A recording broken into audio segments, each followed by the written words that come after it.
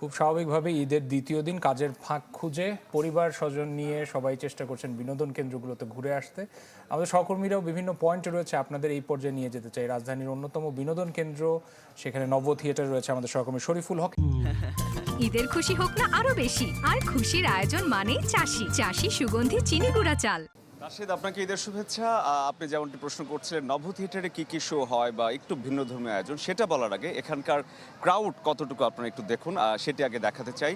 প্রচুর মানুষ এখানে এসছেন। আজকে ঈদের দ্বিতীয় দিন আমার সাথে বেশ কিছু মানুষের কথা হয়েছে। অনেকে কিন্তু ঢাকার বাইরে থেকেও এসছেন। ঢাকার আশেপাশের যে জেলাগুলো আছে, নরসিংদী, গাজীপুর, সাভার, মোটামুটি 3 জেলার মানুষের সাথে আমার কথা হয়েছে। এবং একটা এখানে সবচেয়ে লক্ষণীয় বিষয়, সবাই তার পরিবারের ছোট্ট সদস্য যারা আছেন তাদেরকে নিয়ে এসছে।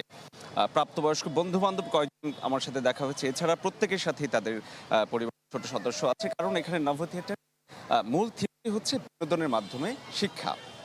আর আপনি যেটি জিজ্ঞেস করছিলেন সেটি সম্পর্কে যদি বলি, এখানে 30 টাকার টিকিট কেটে নভ থিয়েটার এরিয়ায় ঢোকা যায়। বাচ্চাদের জন্য ভিতরে প্লেগ্রাউন্ড আছে এবং মূল যে অডিটোরিয়াম, সেখানে যে মহাকাশ সম্পর্কিত একটি শো দেখানো হয় সেটি আছে। পাশাপাশি ভিআর শো আছে, সায়েন্টিফিক লাইব্রেরি আছে। প্রত্যেকটির জন্য আলাদা আলাদা করে টিকিট ফি, সেগুলো হচ্ছে 50 টাকা করে। আর মজার ব্যাপার হচ্ছে, একবার এখানে 30 টাকা দিয়ে ঢুকলে পরে সারাদিন আপনি ঘুরে বেড়াতে পারবেন, দর্শক ঘুরে বেড়াতে পারবে, কিন্তু শোগুলো দেখার জন্য আলাদা করে টিকিট কাটতে হবে। এবং এই এক টিকিট দিয়ে সকাল 10টা থেকে একদম সন্ধ্যা 7টা পর্যন্ত এটা অ্যাভেলেবল থাকবে।